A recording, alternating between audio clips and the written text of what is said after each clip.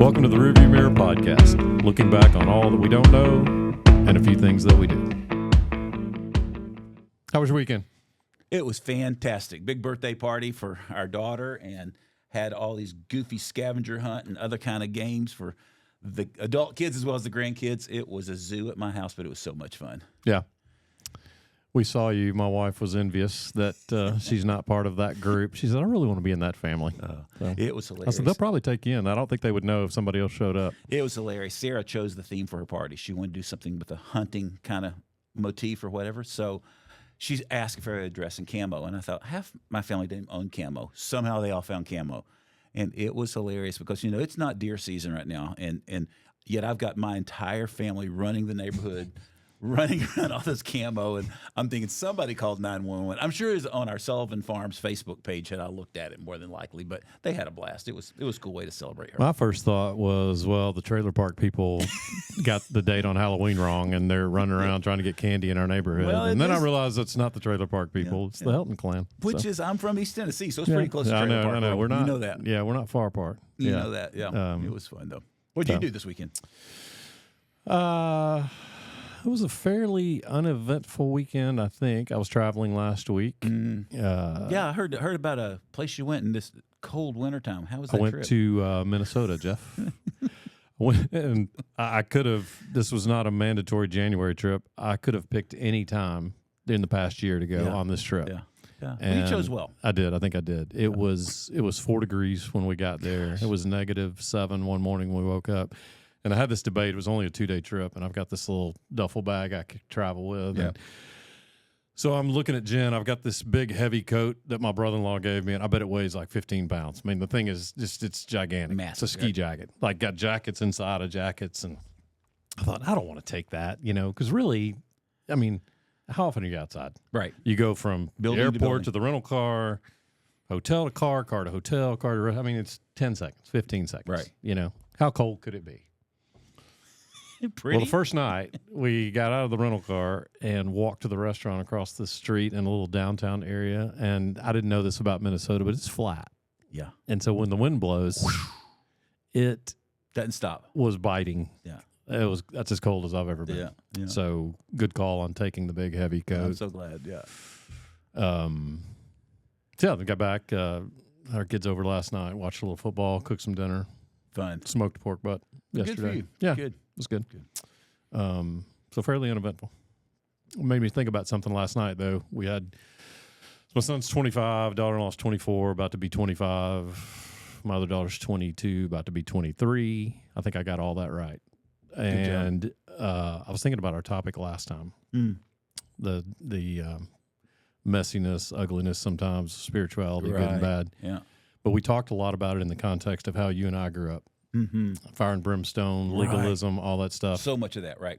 But I wonder, what's it like to grow up in the spiritual world if you're in your 20s, early 30s today? Yeah. What do you think what are the challenges for that demographic? Yeah. Wow. That's a great question. Thanks.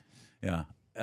It feels like since we were kids, let me create that bigger context that gets to this generation. You know, so much that has changed, I think, is a sense of any kind of absolute truth. You know, we've become, of course, the word's been used for 30 years now, but about relativism and how truth is subjective. You know, I feel like that's the culture that our kids were raised in, is a culture where there were not nearly as many black and whites, maybe in a good way. You know, we talk about black and whites in two ways, the really negative thinking part of it, but there also are some things that are good, some things that are bad, some things that are right, some things that are wrong. And so it feels like with so much subjectivity that our kids were raised around, I mean, I see it frequently in that generation, just the sense of going, well, I don't know. I mean, I know that that's what you think is truth, but here's what I think is truth. And so there's a big subjectivity component to it. And at least that's what I think off the top of my head. You know, I feel like I see that a lot, where truth is relative to my experience, and it's almost like they become equal. Like you know, I mean, I think to put it crassly, when I was growing up, you know, we would talk about a book, the Bible, saying, "Gosh, well, if there's truth in there, then that truth really needs to guide my life." And now I think while there's still a lot of people that would embrace that, I think there's also a generation that's come behind us just going, well, yeah, but truth is really in what I experience, or kind of what I assume or kind of what I figure out. There's truth found there as well. And so I think that's some of it. I don't know. What about you? What do you think on that? What it's like to be that age growing up now? I don't know. It's just interesting to hear their conversations and the things that are important to them, the things that motivate them. I don't think they're as dogmatic a generation as we were. We kind of knew what we thought was right, whether it was right or not. You know, it's like, as my dad used to say, often wrong, but never in doubt. You know, that's a great line. Right. He said that about me, so I think that's probably true. But not as much dogmatism, and some of that's good. That's refreshing at one level. Absolutely. I don't know. I just think they've got a different set of challenges. I just felt like when listening to them in the last couple of conversations we've had at dinner, I don't think legalism's a thing for them. I agree. Yeah. And so I'm just wondering what their thing is. Yeah. You know. Yeah, I don't know if I can name it, but I think you're onto something. Yeah. Yeah. Feels like relativism is part of it. But I think there's also there's a refreshing part of the way they view the world. More compassion, I think. A little more, boy, you're walking on eggshells if you use this word, a little more tolerance. Right. But I think tolerance just means, for them, or some anyway, just putting yourself in another person's shoes. Right. No, I think if I had to err on a continuum, the continuum I grew up in, which we talked so much about, justice and holiness and the right thing, versus a continuum of love, and I'll use your word, tolerance and acceptance, I would much rather err on the side this generation's erring on. I do think foundationally that what I want to be about is love people wherever they are. So I think there is something that's good on that. I think one of the trends I'm seeing, are you seeing this? And I just don't know how much, maybe it's because part of what I see in my office, but this whole deconstruction concept that we've talked about the last decade or so, people who are deconstructing from their faith. Have you heard much about that? And what are your thoughts on that? I hear it from time to time, and I've heard different views on that, and some different interpretations on it. It's an interesting concept because I think in a way, it's what you and I are doing. That's why we're doing this podcast. Right. Is the again, we said this in one of the first couple of episodes. I'm wondering what it is that I believe what it is that I believed when I was 25 that I probably don't believe at 58. Right. And so, deconstructing that, kind of walking it back a little bit, trying to figure out what I really do believe now. Yeah. And it's different, but it stands to reason. I was having this conversation with somebody the other day. If Genesis 3 is true, and we're all flawed, then it's reasonable to think our thinking is flawed. Right. And so there's probably something that we believe in strongly right now that's incorrect. Yeah, absolutely. Yeah. My brother-in-law will often say that deconstruction is probably very necessary. It's really important to be able just to pause and look and say, hey, what am I believing that's not good? What am I believing that's not helpful? There's all sorts of things, idols even at one extreme maybe, of stuff that we'll believe in times that we need to go, I need to deconstruct that. I need to tear that down. But his phrase that he uses a lot is this: deconstruction without reconstruction leads to destruction. It kind of cheesy, but I love it because I think about True, that. yeah. We're getting ready to remodel a kitchen. We've been getting ready for a year, but at some point, Same kitchen, same house. Yeah. Okay. Yeah, you talked about that a bit. Yeah. I think I started in '79 talking about it. No, Miss Laura and I are going to get that trigger pulled sooner or later. But I realize there will be some deconstruction. There'll be a lot of stuff ripped out, torn out, and thrown away. But at some point, there also has to be some vision for how we're going to reconstruct it, what we're going to build back. And I know faith isn't that logical as a kitchen remodel, but there is something to be said about it. If all we do is tear everything out and then try to live in that, I think that's kind of miserable. So I think there is something to be said about why am I deconstructing? Well, I want to deconstruct when I need to be able to go, gosh, where is there truth? Where does it I need to understand something more clearly than I currently do. Do the folks that come into your office know they're deconstructing? That's a great question. Probably not. I mean, do you guide them through that, or tell me how you approach that when you? Do they say something that triggers that in your mind, and you take them through the deconstruction? Do they know they're coming in there without agenda, or what's going on? Well, there's a whole continuum, right? I mean, there are people who are coming in, they're using that language, and I'm just deconstructing, and I need a safe place to process. And I'm thrilled. I want to be a safe place, and man, I don't care what you want to talk about. And my goal, as I sit in my chair, is not to make them believe what I believe. My goal is to make sure they've got a safe place to process where they are. And then, when they want feedback, I love to offer feedback. I love to offer some sense of guidance. But I'm not in that mode of, oh gosh, you've got to see it the same way I see it. I want to listen to where they are. I've just discovered that when people have a space to really process, and if they're serious about doing the hard work of trying to think through, well, why am I thinking what I'm thinking, or why am I doing what I'm doing? I think they usually get to some, with very little guidance, I think they usually find a place where they feel a sense of confidence in what I believe, hopefully, is truth. I think there are other people, though, who show up and they really are, they don't know what's going on, but they're just kind of, gosh, life used to always work this way and now it's not working that way. I think that's a form of deconstruction, Oh, yeah. And I think that's a place where I'm honored to get to help people pause and just say, well, tell me about how it worked so well. Why did it work so well? Well, why do you think it's not working well now? Because as we've talked about previously, I think there's some things that don't work as well as we get older as they did work when we were younger. And I just think it's excuse me, let me try again. Let's try that again. Take two. Golly, it's how I think we all adapt as we get more knowledge, as we get more experience, as we grow, as we understand. Change is inevitable. Someone once said, our culture eats change for breakfast, but most of us try to ignore any change, and yet it needs to happen for us. It's the one constant. It is, absolutely.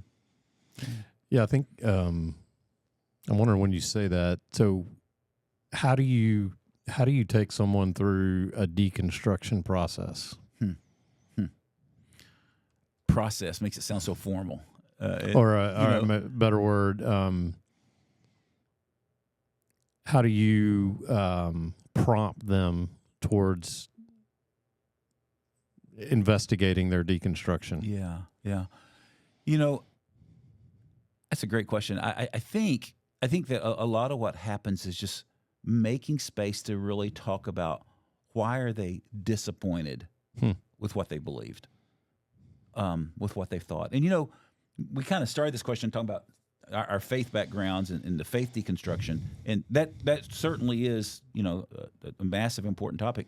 But I think there are a lot of people who come in and the question is not even about faith. It's just about how could I have loved her so much for so long, and why am I not feeling those same feelings of love now?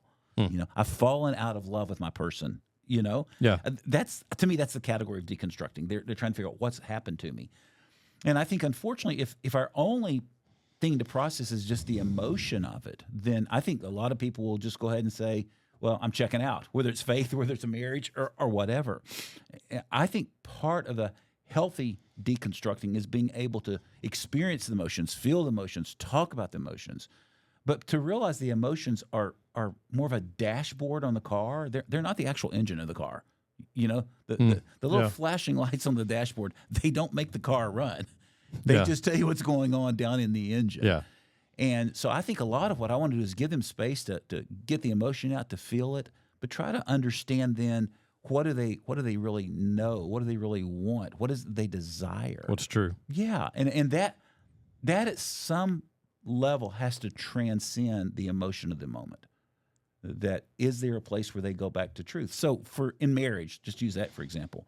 I think what I love, and I get to see this from time to time, is when someone comes in that place of I'm falling out of love, I don't feel what I used to feel, and as we make space to process the emotion of it, as we go back and do some remembering, I think that's part of it too, is remembering, well, why did you get married? Tell me about your relationship. Tell me about how y'all developed. Well, what happened that shifted things? Right. Because there's usually a few things, or sometimes a lot of things over a lot of years. But sometimes I think it's in the remembering where people stop and go, there was a commitment I made, and the kind of person I want to be is I want to be a person of my commitment. But and I want more. How do we get that? And then that often leads to the beginning of, gosh, we need to change how we're doing what we're doing right now.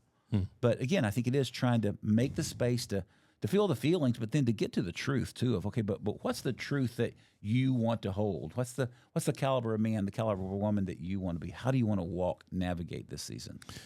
Do you find that, and I'm asking your questions because you're really good at evaluating this. But I don't know. Yeah. Well, do you find that people have a difficult time pinpointing disappointments or acknowledging disappointments? Yeah, I think. And why is that? Yeah, I do sometimes too. Yeah, I think most of us struggle with being okay, being sad. You know, sad feels so futile. Why would I want to be sad? That doesn't do anything for me. It's not productive. Exactly. And we are a production-oriented world, for no sure. doubt. And so sadness feels counterintuitive. Doesn't feel helpful. And yet the paradox is it's through sadness that you get to joy. It's funny. It's there's a few counselors and social scientists who've written books and they talk about that concept, but that's really was written by some Old Testament people 4,000 or 5,000 years ago. One of the Psalms says that there may be a season of weeping and grieving, but following it always comes joy. I think the words say something like, weeping may endure for a night, but joy comes in the morning.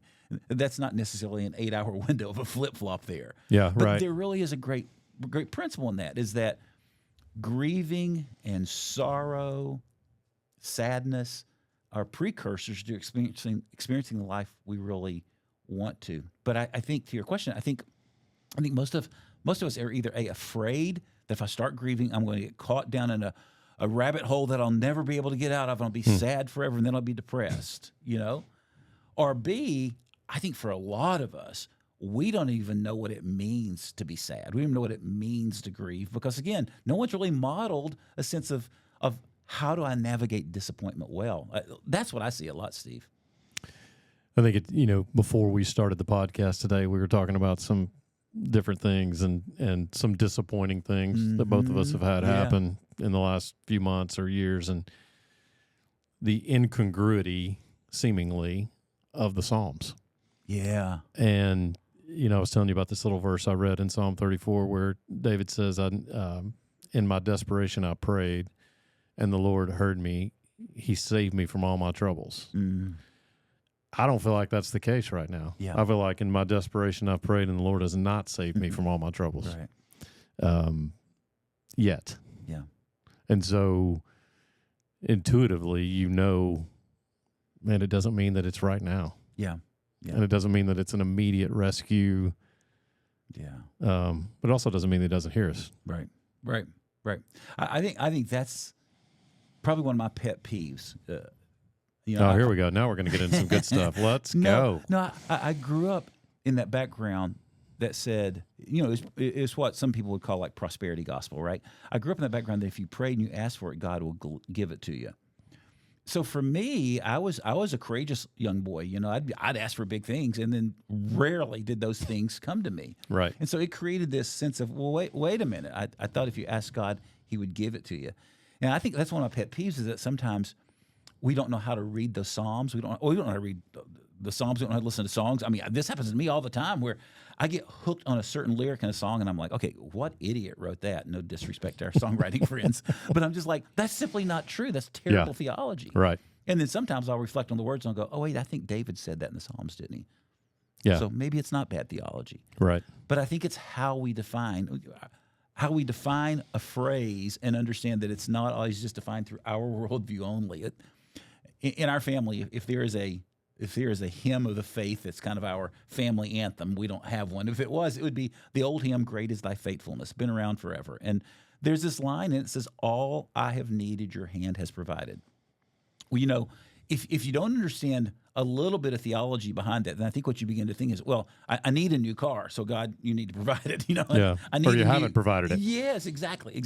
Instead of realizing, no, what does it mean, all I have needed? Well, I think part of acknowledging my needs is acknowledging that I don't even fully know my need, but there is one greater than me. So that's why when I pray and I ask for something and I get something else, it's not that my prayer wasn't answered. It was answered in a way that is actually what I need and not just what I want or just desire.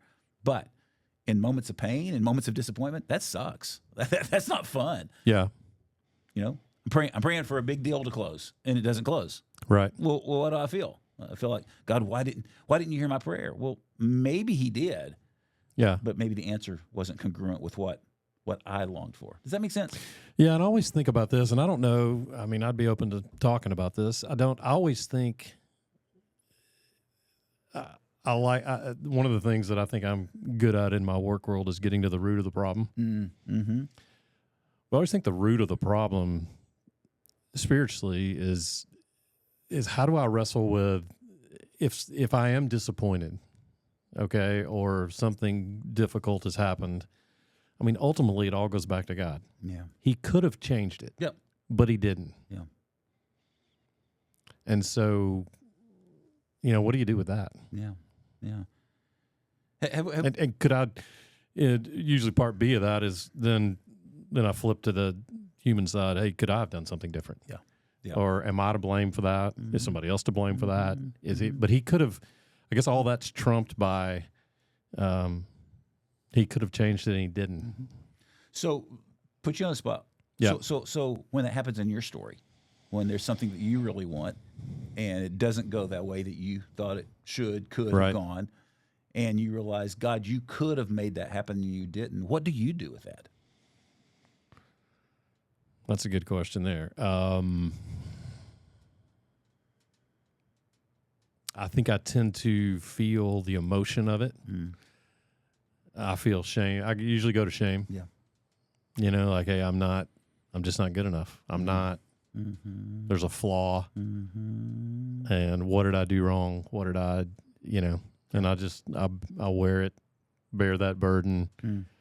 Mm. Yeah, I think that's accurate. I don't know. I'd be interested to hear what my family thinks I do with it, Yeah.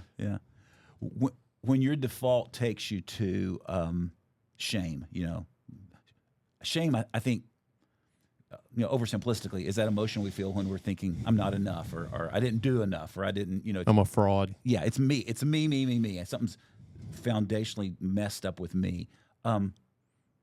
Is that a new emotion for you? Is that a new place to go? Or like how long in your life story do you feel like, man, that's what I do when disappointment happens? How long can I remember? Yeah. Really? Forever. Yeah. I think we'll get to the Enneagram stuff and Yeah. talk about that particular personality tool, but it's in me. Yeah. That's where it's just naturally That's where your default. It is 100%. Yeah. No, I appreciate that. And I think part of it is, I think we all have certain images we want to construct, and the thought of tearing down those images is terrifying sometimes. Yeah.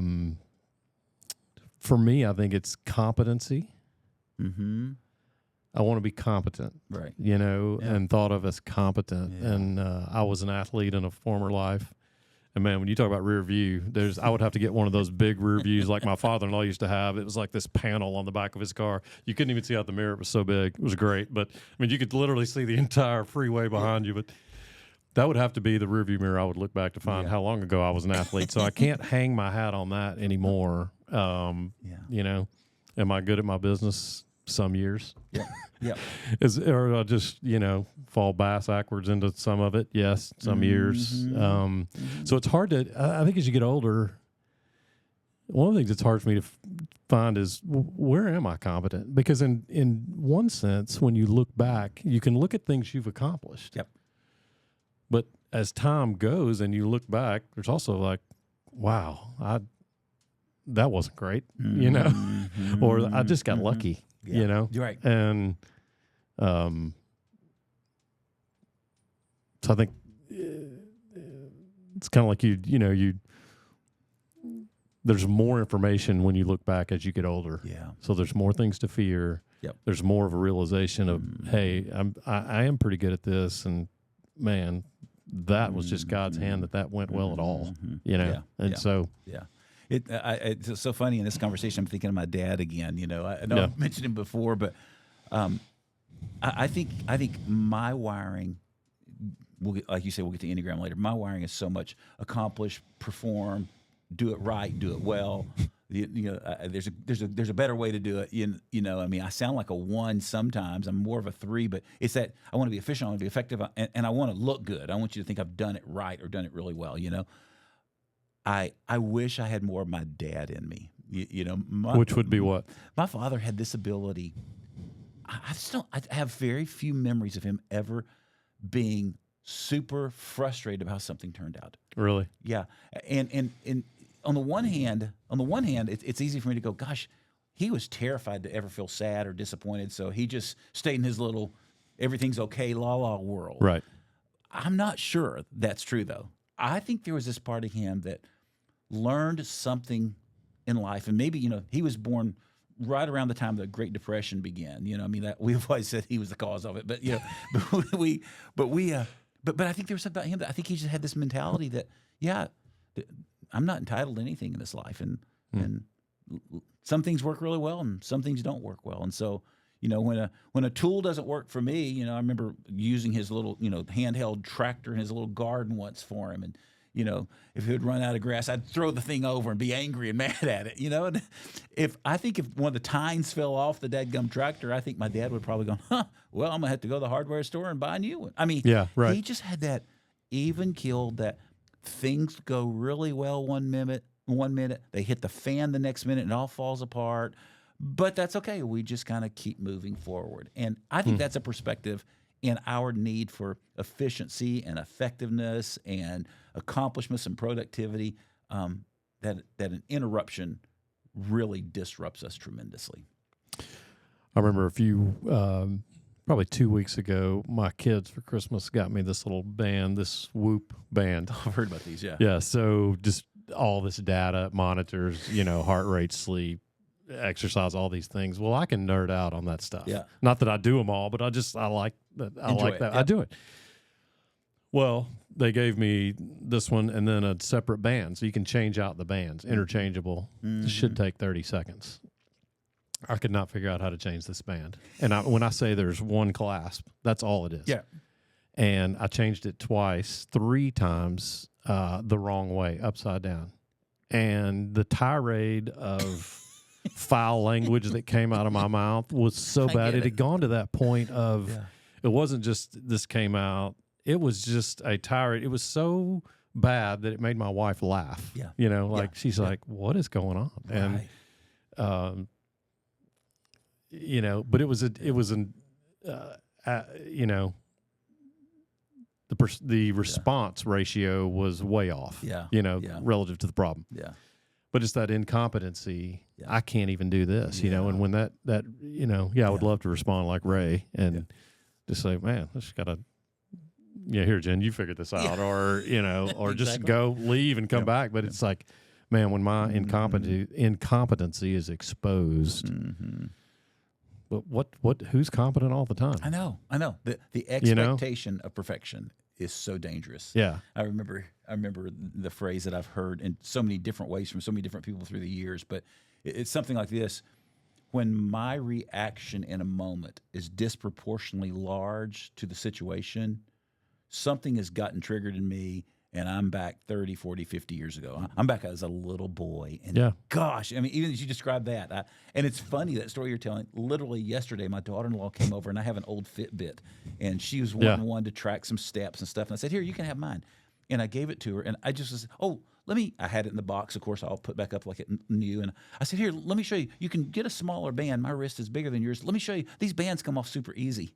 And Steve, for the love of everything holy, I couldn't get that band off. Turn the sound off for a minute, and I'll tell you about those bands. But it was the exact same story. And I found myself, because I was with all my family, and again, this was about my image, I was able to laugh at myself. But even as I laughed at myself, I thought, ooh, I like that. Yeah, right. I like that.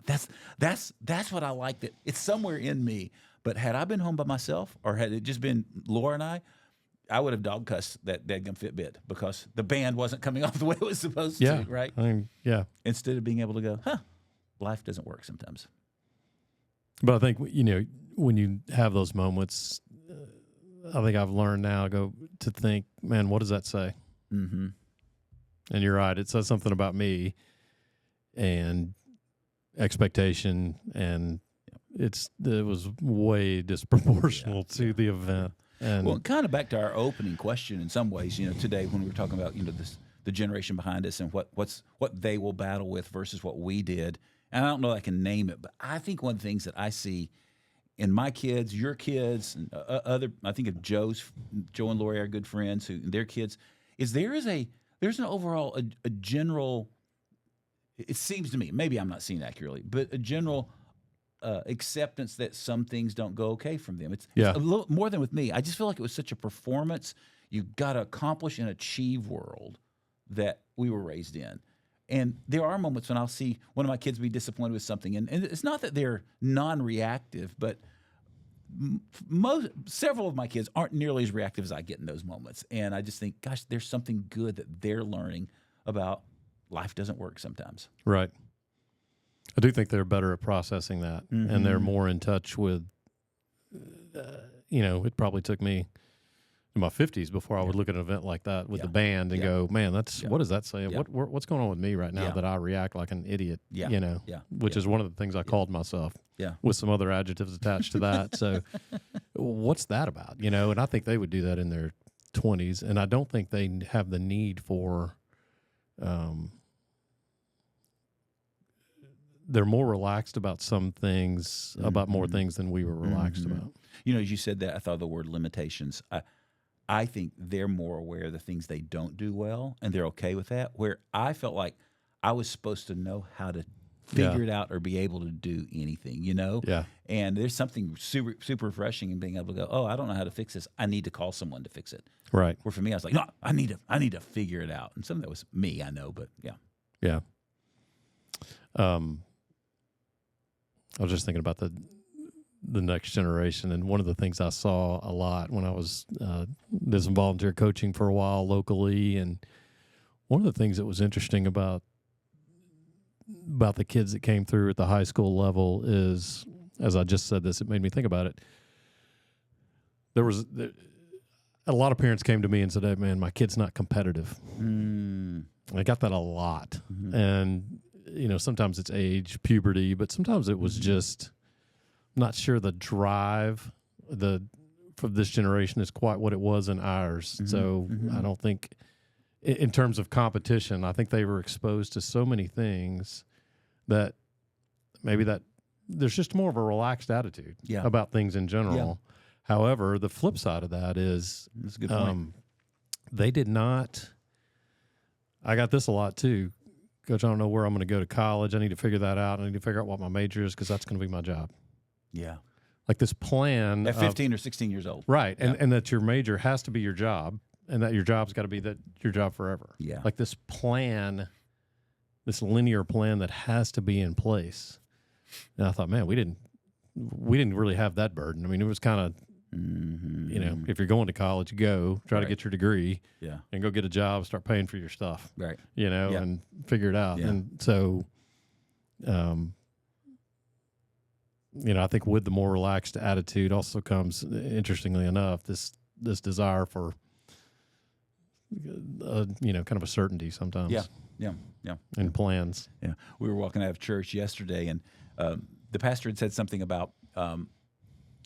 He's probably mid-50s. He said something about, when he was a kid, he was free to go outside and run around all day and just be home by dinner time. And, the alarm clock to be home was when the street lights came on. It's just a free time. He goes, and now it's just so different. Our kids are afraid to go outside by themselves. They needed a, and we were walking out, and my son, one of my sons, he said, Dad, that was an interesting point. And he quoted that point. And he said, the reality is, he goes, is that the kid's fault or is that the parents' fault? Yeah, right. That's like, exactly. Right. Exactly. I think our parents just kind of threw us out and said, go. There's the outdoors. Go play in it. And sometimes I think in this generation, this world we're in right now, it's really easy to keep our kids inside or to not push them out the door. Live 360. Yeah. Yeah, or we're tracking. Which is, there's I'm upsides and downs. I'm a dad, right. I'm like, I feel better knowing kind of where, but Yeah. our parents didn't know where we were all day, No, and the expectation was different. very different. Very So, different.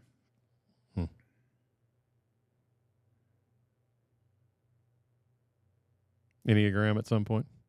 Well, I think we should. Yeah, it'd be good. It'd be good even just for you and I know we've kicked around some. It'd be fun to kick around even more. We haven't talked about it in several months. So it'd be fun to talk about again. Yeah. We'll do that soon. Okay. All right. What else today? Nothing else on my brain. Yeah. Good question. I'm glad you brought it. Yeah. I was just thinking about it yesterday. There's always some battle. Each generation has their battle with, life, spirituality, how those things connect, and